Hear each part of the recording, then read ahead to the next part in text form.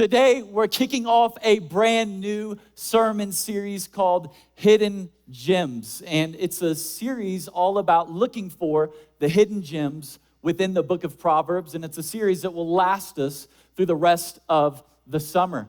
And I'm so excited for this teaching series because the book of Proverbs is a gold mine of wisdom for everyday life. Whether we're needing help in the area of relationships, finances, or just wanting to grow spiritually, I truly believe that throughout this series, if we're willing to dig, we'll uncover the truths that will guide us, challenge us, and change us forever. So I'm excited for today. I hope you are as well. If you're taking notes, and I think this is a great way to kick off the series, I want to talk to you around this idea of the life of a learner. The life of a learner. I think it's important that we be people who say, you know what? There's still more to learn. I can still get wisdom. I can still be teachable. In fact, I think it's so important that 26 of the 31 chapters within the book of Proverbs, it actually talks about this. And so I think it's important for us to look and see what it is that we need to get as far as getting wisdom and being a learner and being teachable. If it talks this much about it in the book of Proverbs, it's probably something that should get our attention. Jesus in Matthew chapter 13, verse 44, he gives us a parable, and this is what he says. The kingdom of heaven is like treasure hidden in a field. When a man found it, he hid it again. And then in his joy went and sold all he had and bought that field. You see, true wisdom knows what's worth giving up everything to go after. Knows when it's worth giving up everything to go after for what's best. Henry Ford once said this, the only real mistake is the one from which we learn nothing. I don't know about you, but too often in my life, I've found myself either thinking or actually saying out loud, I don't need to learn that. I don't need to listen to this advice. This doesn't apply to me. This isn't for me. This is for someone else. Or I don't need to learn from this. I can remember when I was in high school, my freshman basketball coach, we were in practice in layup lines. And I don't know what it was that spurred me to say this to Coach Childress, but for whatever reason, I actually uttered these words. I said, you know, Coach, I really don't care what people think about me. Maybe you've heard this before. Maybe when you were younger, you said this. Maybe you have a teenager. You're like, I hear this all the time. I'm not really sure, but there was something that caused me to say this. And I remember my coach kind of stepping back a little bit. And I was almost like in shock with his shock. Like I was surprised by how surprised he was with how he responded to me saying that to him. And you might say, how are you surprised? I was foolish. And so Coach Childress, I'll never forget, he steps back and he looks at me and he says, so Chris, what you're really telling me is you don't care about your reputation and you don't care about how others perceive you. And I remember thinking like, well, I didn't use those words, and I remember kind of thinking like, I said what I said, Coach, but I didn't say that. I said back to him the same thing that I'd said to him the first time. I said, I just really don't care what people think about me. And he said, you know what, Chris, if I were you, I would change your mindset real fast because your reputation and how people perceive you to be will make or break things for your future. I can tell you today, Coach Childress was right. As I went from friend group to friend group, frustrating people, thinking that who cares, I don't care what you think about me, Coach Childress was absolutely right. I remember my first job, I worked at a golf course. My boss's name was Trevor. And I remember he was about to hand me my first paycheck, and he just kind of stops and pauses in midair. And I'm about to grab the paycheck, and I'm thinking, what are you doing? And he says, Chris, I know this is your first job, so of course this is your first paycheck. And the advice I'm about to give you, I'm not saying you have to do it today, but I would strongly encourage you to implement it as soon as possible now that you're getting paid. And he said, I would strongly advise you to create a budget and do your best to stick to it. Now, I didn't say this to Trevor, but I remember thinking, you're crazy. Hand me that check. I'm about to go cash it and spend it right now. Like as soon as I'm going to the mall, getting a pair of Jordans, whatever, I'm going to spend all of this right now. I'm here to tell you, years later, and finding myself in life in debt, he was absolutely right. Like financially speaking, I very quickly learned how to make a budget and do my best sticking to it. Last story. I remember after my wife and I had our first child, there were older parents, or parents with older children, I should say, that would come to visit us, and they were so helpful, so nice. But I'm convinced that when parents with older children come to visit newer parents, they have this statement that they like to end on. They like to say, and it's wise words, but it's like, it almost feels planned, like it's scripted. Like they all verify, like, hey, I'll be there at 3:30. My ending line is this. You're going to show up 15 minutes later. Remember, you say this to them. What is it? Repeat it back. Got it. Good. Great. 15 minutes after you leave, the other couple's going to show up and they're going to say it to them as well. It's like passed down from generation to generation. The age-old line is this. When it's parents with older children speaking to newer parents, they say something along the lines of, get ready, buckle up. They grow up so fast. They grow up so fast. And I can remember when they left our house, I actually closed the door and I turned around and I said to my wife, why are these parents so dramatic? Like, why are they saying things like this? Because right now, I feel like I'm stuck in eternity of never sleeping and changing diapers. Like, at what point does life begin to speed up and they grow up so fast? Well, I'm here to tell you, there's wisdom when these parents say this, because my wife and I, we have a teenager now, and it felt like it was just yesterday when I had no sleep and all I was doing was changing diapers. It does go by fast. Maybe you've had a similar experience with one of these stories, or maybe you've been in a similar boat, just plainly speaking, where you have felt like, this isn't for me. I don't need to listen to this. I don't need to learn that. I don't need to apply this to my life. This won't happen to me. This is not for me. This is for someone else. It's not me. Maybe you've actually said, or you've thought things like, I don't need to take care of my health.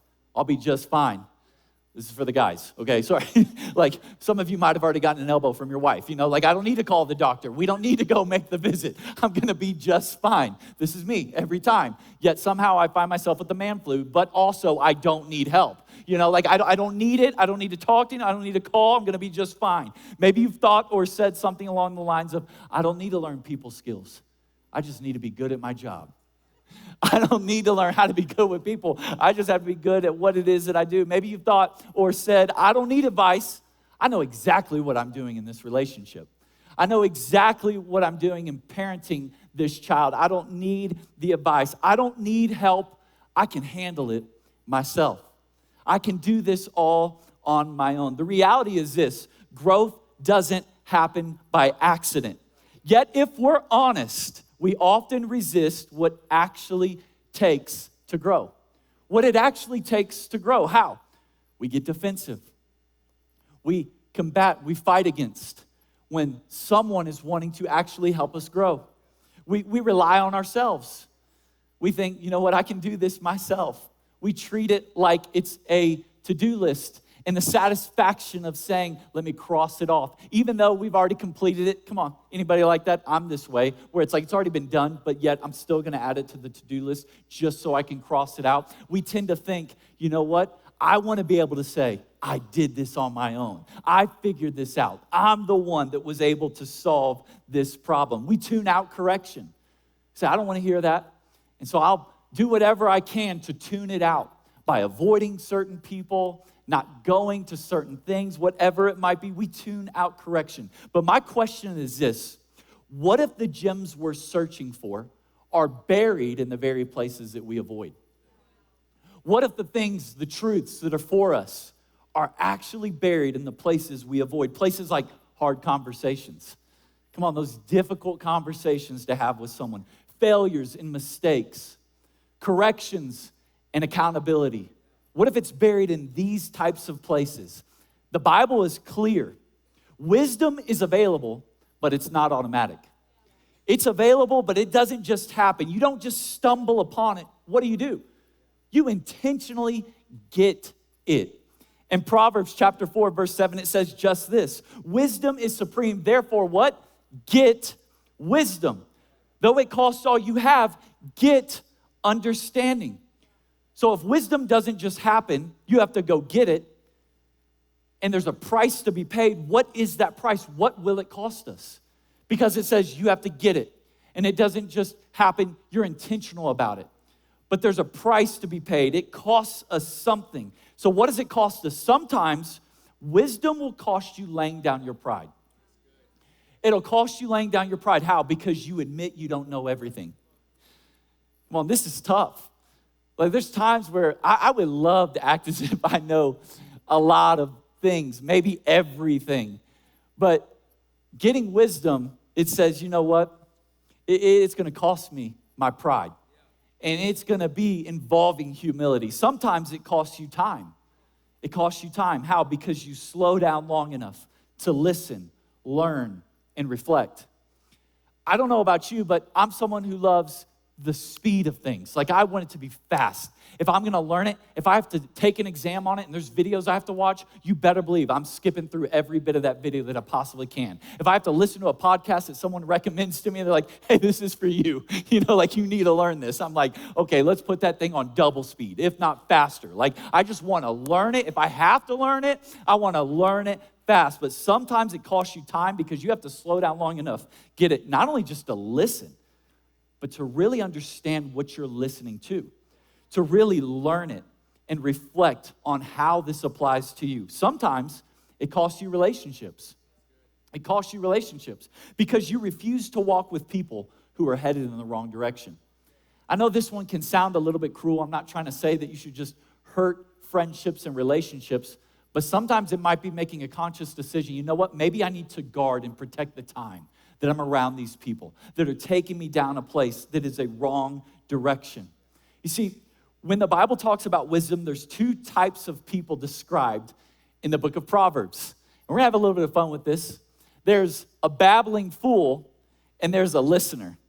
Now, I think the babbling fool verse is probably one of the most offensive verses that you can read in the Bible. I mean, there's some things that can come across offensive, but the babbling fool, it's a tough one to read. Because the reality is, am I this person? Like, am I a babbling fool? Proverbs chapter 10, verse 8. This is what it says. The wise are glad to be instructed, but babbling fools fall flat on their faces. Now, I'll just, ease the room just a little bit. Here at Central Campus, our North Campus, and our Maui campus, this is none of us. Like, we're not a babbling fool. This applies to someone that we know, probably a distant relative, a friend, a coworker, but this is not us. This is for us to know about and be able to recognize maybe in someone else's life. Maybe it's just for me, I don't know, but I'll tell you what a babbling fool is. There's different types of babbling fools, and the first one is this. A babbling fool is a know-it-all. Maybe you've come across someone that's like this. They're a know-it-all. Now, I have to confess to you, I love being around a know-it-all. Now, I don't know, it's probably terrible, but there's something about a know-it-all that I just kind of respect. I'm like, man, you just know enough about everything to come across like you know everything. Wow, that's amazing. They can go from ancient Roman plumbing systems to fly fishing to making their own sourdough bread to space aviation. I'm like, dude, how? It's like your mom and dad disciplined you by making you go read an encyclopedia when you were in trouble. It's just dude, how do you do that? And I'm guilty because it's I'm around them and I'm just let's keep going. What about this? And then it's after 2 hours, I'm like, okay, I got to go to dinner. This is crazy. There's only so much that you can spend around a know-it-all person because it's there's no way you know everything about everything. You might be very knowledgeable. And genuinely, I know some people that are so smart and they know a lot of things about a lot of things. But there's no one that we know that knows everything. In Proverbs chapter 28, verse 26, it says, those who trust their own insight are foolish, but anyone who walks in wisdom is safe. Sometimes we tend to think that safety is a negative thing, especially when it comes to our faith. But can I tell you, there's wisdom in walking with the wise. It keeps you safe. The opposite is something that's dangerous. And I don't know about you, but I don't want to be a babbling fool, and I want to be someone who walks with the wise and be kept safe from the dangers of things that's going on in life. I want to be around others that are smarter than me, know more than me, and not always be the know-it-all. The second type of babbling fool is the been there, done that. The been there, done that. And these are tough people, to be around. These next two babbling fools are pretty similar, but been there, done that. They'll humble you real quick. I'll never forget after I ran a 5K race. I was around a group of friends, and I was so proud, honestly. I was just like so happy to share, like, guys, I did it. I ran a 5K. One of the guys in this group, he was like, man, I remember running my first 5K. I ended up just running a half marathon because I got off course of where the 5K race was. And next thing I know, I'm looking down at my watch, and I'm about 13 miles in, and I just finished a half marathon. I'm just like, it's just like, it doesn't matter what you say. It's like, been there, done that, experienced it. They've done it all. It's like, man, I went and jumped out of a plane, and it was awesome. I went skydiving. They're like, man, I've done that 5 times. The 4th and 5th time, I decided to take a nap on the way down. It's just like, it's easy. Been there, done that. It's whatever. These are the people, they'll humble you real quick. They'll just shut down the cool story you have, and it's just like, walk away, bud. Like, I'm here. The been there, done that. Proverbs 18:2, it says, fools have no interest in understanding or listening. They only want to air their own opinions.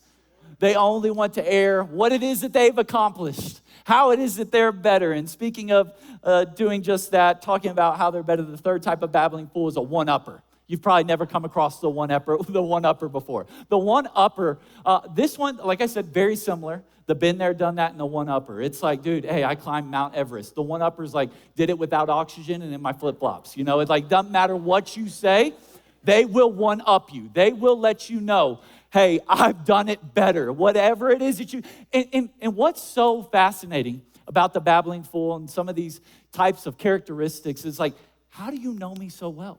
Like it seems as if you knew I would come to this conversation wanting to celebrate something I've accomplished. And you're just ready with it. It's just like, done that, been there, that's awesome, but I did it cooler, did it better. It's just like, whoa, how do you do this? And that's the side of me that's like, man, I don't know what it is. I'll say respectable, but wow. Like, that's a babbling fool. Proverbs 12:15, it says, fools think their own way is right, but wise listen to others. The wise listen to others. So that's a babbling fool, but what about the listener? The listener, Proverbs 1:5, it says, let the wise, here it is, listen. Listen to these proverbs and become even wiser. Let those with understanding receive guidance. And this is in chapter 1 of Proverbs, opening up the rest of the book, where there are so many other chapters, 25 to be exact, that talk about getting wisdom, living your life as a learner, and being teachable. And so if that's a babbling fool, I don't want to be that. The reality is sometimes I am. But I want to strive to be a listener. I want to be someone who says, you know what? I'm humble enough to say, I don't know it all. I don't have to one-up this person. I don't have to been there, done that with my attitude. I can listen. I can appreciate where someone has been, the experience that they've gained, what it is that they have knowledge in and wisdom in that can be applied to my life. You see, number one, a listener has a teachable posture. A listener has a teachable posture. Now, I'll tell you some ways in which you can see that someone does not have a teachable posture. Because just like you can tell when someone has bad physical posture, maybe their shoulders are slouched, their back is slumped over, their head is forward. And I hear these things a lot from my wife. Sit up straight, like my posture's bad. I hear this from people all the time. You can recognize when someone has bad physical posture. You can also recognize when someone has a bad teaching posture. And some of the ways that you can see this is they dismiss feedback quickly. Someone with a bad teaching posture dismisses feedback quickly. We'll say things like, hold on, let me give you the full context. Let me know what actually was happening. And it's really a defense mechanism to say, this isn't for me. Don't give me that feedback. They're quick to say, no, I don't want to hear this. Why? Because it's difficult, and it is. Another bad posture for teaching posture, is they resist new ideas. They resist new ideas. Why? Because it's easy and comfortable to stay with what you know. And so you resist something new. Why? Because it would make you uncomfortable, and that would be difficult to implement something new. And another way that you can tell if someone with bad teaching posture is they repeat the same mistakes, like over and over again. Why? Because they don't want to be taught. And eventually what happens is people recognize you don't want to listen, you don't want to learn. Come on, similar to a Chris when I was talking earlier saying, this isn't for me. I don't need to listen to this. I don't need to apply this to my life. People will begin to catch on to this and say, well, then I don't know what to do. I don't know how to help, because it seems like your teaching posture is stay away. I don't want to listen. I don't want to learn. I don't need to learn from this lesson, and I don't want to apply this to my life. So what happens is someone with a bad teaching posture is they go through life having the same issues over and over again. And so what do? It's the opposite of this to have a good teaching posture, which is, hey, receive feedback. Even if it's quickly, receive it. If you have questions, ask those questions to get clarity on the feedback you're receiving. That's fine. But also, don't be resistant to new ideas. Actually welcome new ideas. Let someone say, thank you so much for sharing that with me. I appreciate you pointing that out. But also, be someone who says, I'm not going to repeat the same mistakes. Why? Because I need to learn. I need to recognize that was a mistake. Remember, I said it earlier. What if the gems that we're searching for are buried in the very places we avoid? And so instead of saying that's too difficult to hear, what if we said, I need to hear this, I want to learn from it, and I want to grow from it? Proverbs chapter 11, verse 2, it says, pride leads to disgrace, but with humility comes wisdom. The second thing a listener does is this: they pursue growth through others. They pursue growth through others because they know it's not just only themselves that can make a difference, which sometimes on your own, you can solve problems, you can grow, but also they understand and recognize and honestly are encouraged by the fact that there are people that have more experience than they do. And I'm gonna go a step further and say this: sometimes it might even be people that are younger than yourself. Why? Because of the fact that they've experienced that you just quite simply have not experienced before. And it's one of the greatest things that I've seen in my life, where if I'm around someone young or whatever it might be, and you might be looking at me like, you're young, and I get that, I am, but I'm not trying to act like I'm some old wise person or whatever. But here's what I've learned is that there are some people that are just simply, practically younger than me. They've gone through things I have not gone through. And if I found myself in life going through that, and I recognize I've seen them go through this, and I know that I can learn from them, guess what? A decision is, I'm gonna humble myself, and I have to learn. I'm gonna ask them questions because I know that I can learn something from someone else. And like I said earlier, oftentimes we want the satisfaction. It's almost like this control freak mentality, and I'll be the first to say it, where it's crossing out the to-do list. Even though you accomplished it, it just feels good to add it, so you say, I accomplished it. And sometimes in life, when there's more heavy things on the line, there's things that weigh a little bit more, that are more serious. This isn't the time to just say, hey, I'm gonna solve this so I can say I solved it. There are some things, let's be real, that are too heavy for us to carry on our own. So God provides other godly people for us that have the experience, that have the wisdom because they've gone through the experience of something that we're going through that we need to listen to and we need to learn from. The third thing a listener does is they embrace correction. They embrace correction. And this is tough, to think about embracing correction, to think about welcoming it, like, hey, I embrace it. Like, I'm gonna get correction, I'm just gonna give it a hug. Like, I don't know of anyone that just like wakes up and they're just like, man, I can't wait to get corrected today. Like, wow, like the thought, oh my gosh, it's 6 a.m. and I'm hoping by 6:38, I'm messing something up for someone to correct me. Like, I don't know of anyone that's like this. It's just like, I'm gonna go about my day because I embrace correction, and I hope to just absolutely demolish something in the worst way possible just so I can get corrected. Like, no one is just like looking forward to correction. It's something that oftentimes we're wanting to avoid. We want nothing to do with. We want to come across like we have it all together, but there are times where we will fail. We will mess something up. And when correction comes our way, we have to embrace the correction. I talked about maybe a Bible verse that was offensive, talking about babbling fools. This one kind of hurts too. In Proverbs chapter 12, verse 1, it says, to learn, you must love discipline. Like, I have to love it? I mean, can I just kind of like it? Hey, you can like discipline. You can enjoy it. It's good for you. No, it says you have to love discipline. It is stupid to hate correction. It's stupid to hate correction. Some of you are like, no, that's exactly how I feel. I don't want to embrace correction. I want to hate it, but the Bible tells me it's stupid to hate correction. We all need correction in our life. And here's what I would say between the contrast of these two types of people, the listener and the babbling fool. It's good to do a little bit of self-reflection between the two. And I'll just go a step further and just practically speaking, I would encourage you with this. Anytime you're in an environment like this, whether it's in a large setting, maybe it's a small group, alpha group, whatever it might be, or you're just doing a Bible study with friends, coworkers, family members, like I said, whatever it might be. I think a good practice we could all get into is just to say, let me reflect on this for myself. What's the purpose of us going through these scriptures? To break down this verse. What is it that God is wanting to say to me? What is it that God is wanting to do in my life? Because if we're honest, and we hear this a lot sometimes if you've attended church where it's like, this is for my neighbor, this is for my friend, this is for that family member. But I think it's good and it's challenging. It's not easy to say, am I one of these? And the questions are, am I a babbling fool or am I a listener? For some of you, you might feel like it is one or the other. For some of you, it might be like this second question, knowing that it's not always one or the other, but in different seasons, it's a combination. In what seasons do I find myself being more of one than the other, and why?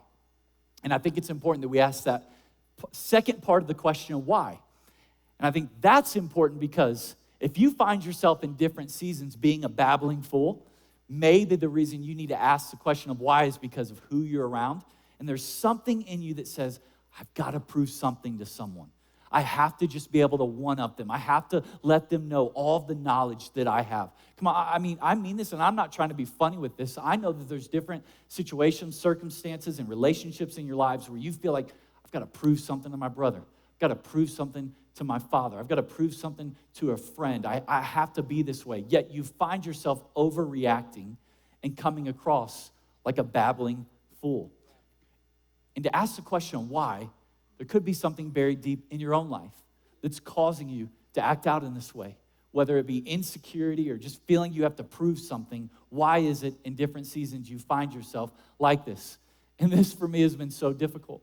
And to find out the answer to that question is something that's like you can wrestle with it for a long time. And I'll just give you some encouragement.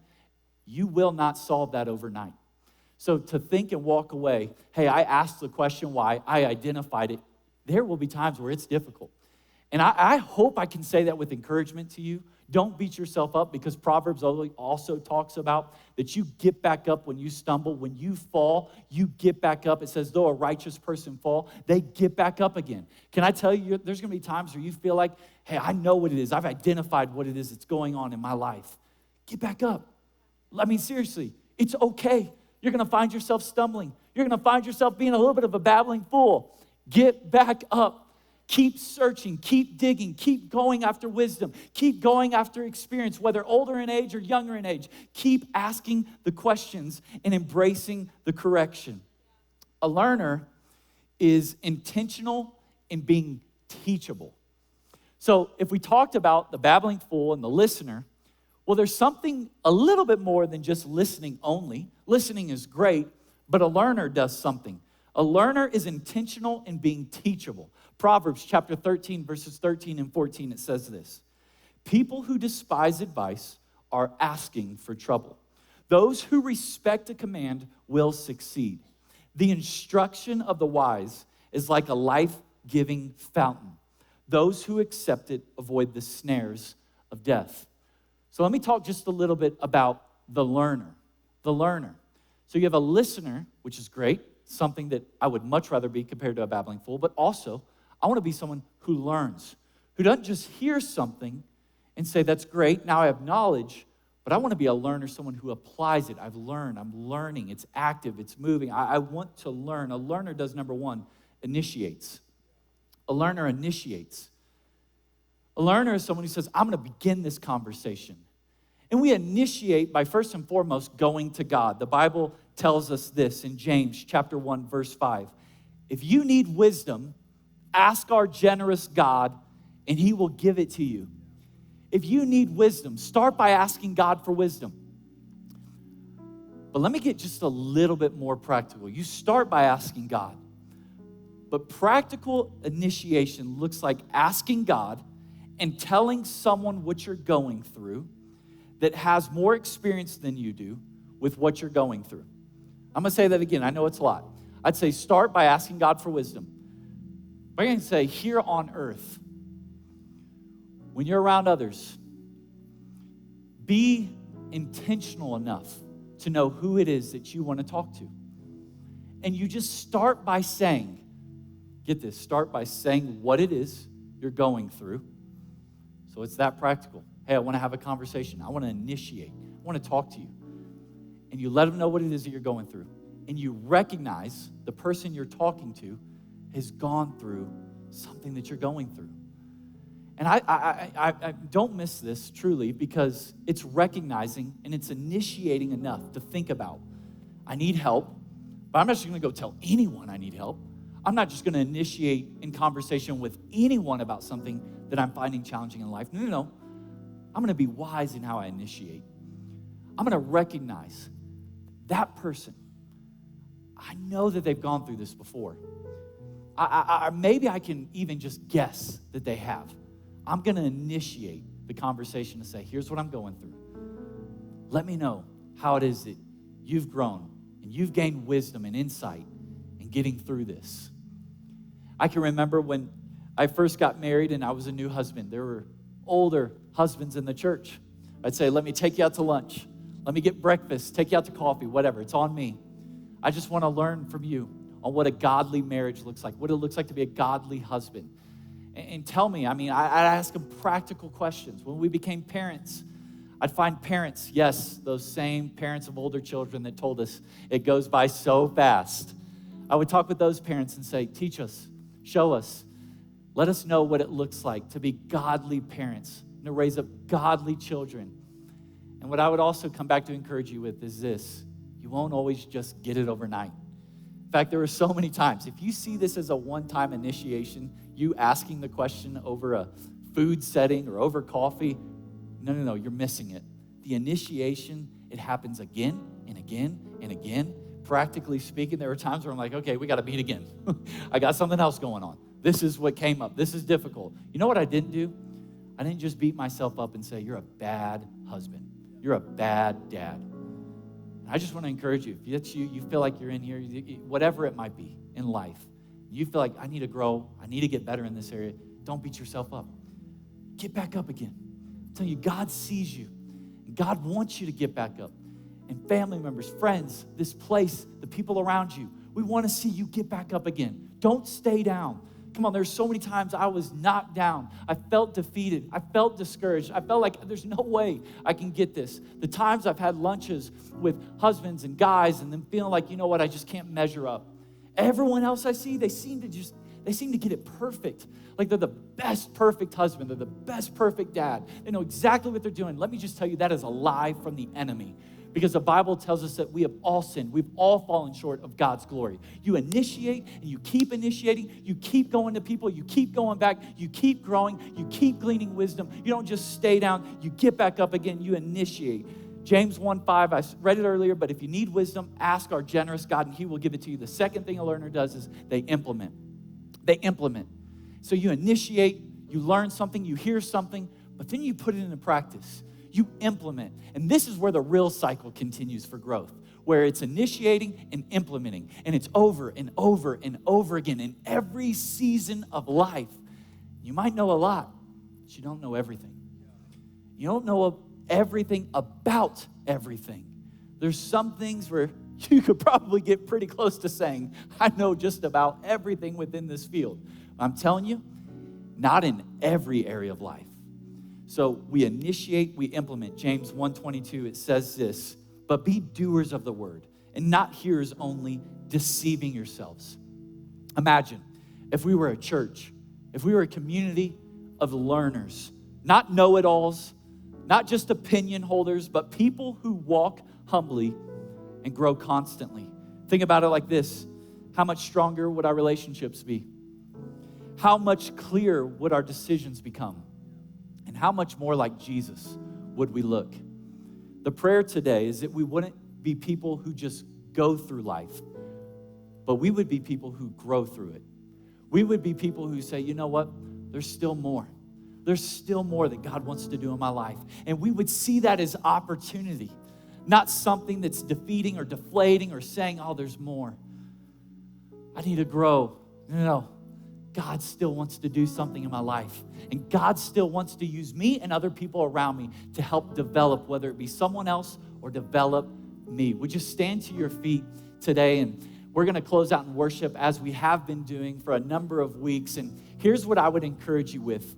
One of two actions, just what we ended with. Maybe for some of you, it's initiation. It's initiating. Here's what I know, and I mean this. Through conversations that I have with so many of you, it looks like this. God, I need your help. I need your wisdom. This financial situation that I'm in, I need your wisdom. This business decision, I need your wisdom. This family relationship, I need your wisdom. As we lift up the name of Jesus, I would encourage you, just begin to ask God. God, give me wisdom. Speak to me. I'm open to hearing what it is that you want to say. Maybe for so long you admit, I've been trying to do this on my own. I want to be the person who says, I figured it out. I was able to solve the problem. But maybe today it starts by initiating with God. God, I need you. I need your wisdom. For others of you, maybe it's implementing. You've already initiated. You've said, God, I need your wisdom. But maybe what the implementation looks like is, all right, it's time to walk by faith. I may not see exactly what's going on, but it's time for me to surrender my way and say, God, I know I'm asking for your wisdom, but God, do what you want in my life in this season. God, I'm going to walk according to your truths, according to what you want to say to me, according to how you want to use others to speak into me.